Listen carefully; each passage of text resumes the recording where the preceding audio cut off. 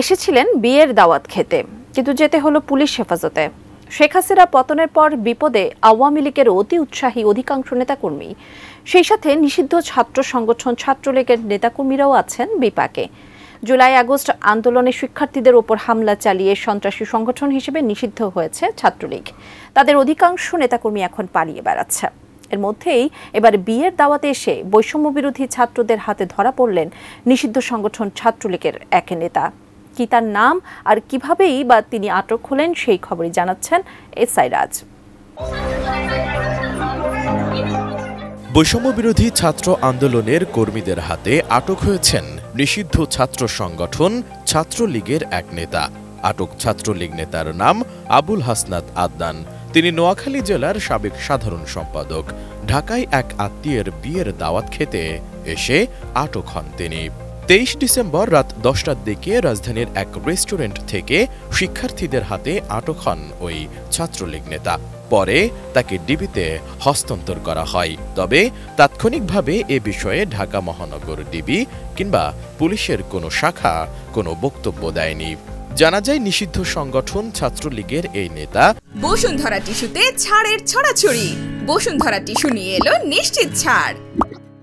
রেস্টুরেন্টে বিয়ে খেতে এসেছে এমন খবর পেয়ে সেখান থেকেই তাকে আটক করেন বৈষম্য বিরোধী ছাত্র আন্দোলনের নেতাকর্মীরা। পরে তাকে জিজ্ঞাসাবাদ করেন তারা। এক পর্যায়ে খবর পেয়ে ঘটনাস্থলে আসেন ঢাকা মহানগর গোয়েন্দা পুলিশের সদস্যরা। ঘটনাস্থলে উপস্থিত বৈষম্য বিরোধী ছাত্র আন্দোলনের নেতারা জানান, আদনান জুলাই মাসে আন্দোলনে হামলার সঙ্গে জড়িত ছিলেন। তার মোবাইল ফোন থেকে শিক্ষার্থীদের ওপর হামলার আলামত এবং গুজব ছড়ানোর প্রমাণ পাওয়া গেছে। আন্দোলনের সময় গুলির ঘটনার সঙ্গেও তিনি যুক্ত ছিলেন বলে অভিযোগ রয়েছে। কেন্দ্রীয় অফিস আছে, তারপরে 15 তলা হচ্ছে জাতীয় নাগরিক কমিটির অফিস আছে। তো এরকম একটা জায়গায় সে বলতেছে যে সে বিয়ের দাওয়াতে আসছে, কিন্তু বিয়ের আয়োজক যারা তারা বলছে যে তারা তাকে চিনে না। তার মানে অবশ্যই সে এখানে কোনো একটা প্ল্যান নিয়ে আসছে। 5 আগস্টের পর থেকেও উনি অনেকগুলা পোস্ট দিচ্ছে ওনাদের প্রিয় অভিভাবক আছে, রাজনৈতিক অভিভাবক, আওয়ামী লীগের নিষিদ্ধ সংগঠনে উনি তারপরে পোস্ট করছে।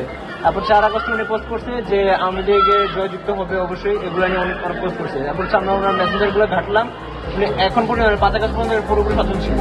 তবে আদনানের পরিবারের এক সদস্য দাবি করেছেন আবুল হাসনাত আদনান কোমরের ব্যথাজনিত সমস্যায় ভুগছেন এবং জুলাই মাসে ঢাকায় অবস্থান করলেও কোনো হামলার সঙ্গে তিনি জড়িত ছিলেন না। আর নোয়াখালীতেও তার বিরুদ্ধে কোনো অভিযোগ নেই। সেই সাথে আদনানও একই কথা বলেন। আরো 5 বছর আগে নোয়াখালী জেলা ছাত্রলীগের সাবেক সাধারণ সম্পাদক ছিলাম। আমি একটা প্রোগ্রামে আসি বিয়ের প্রোগ্রামে, ওইখানে ফ্যামিলি আপনি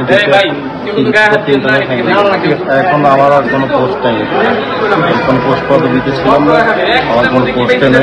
নিজে দুটো মোবাইল নিয়েছি, ওইটা আমার ফোন ছিল, আমার হাতে ছিল। তুমি ফার্স্টে বলছো তুমি ছাত্রলীগ চিনোই না, এখন তোমার মোবাইলের মধ্যে সব প্রমাণ, কারে কোন জায়গায় হত্যা করা হবে, কারে কোন জায়গায় মারা হবে, এই সব প্রমাণ তোমার মোবাইলের মধ্যে। ফায়দামি করবে না। এসআই রাজ, এটিএন নিউজ।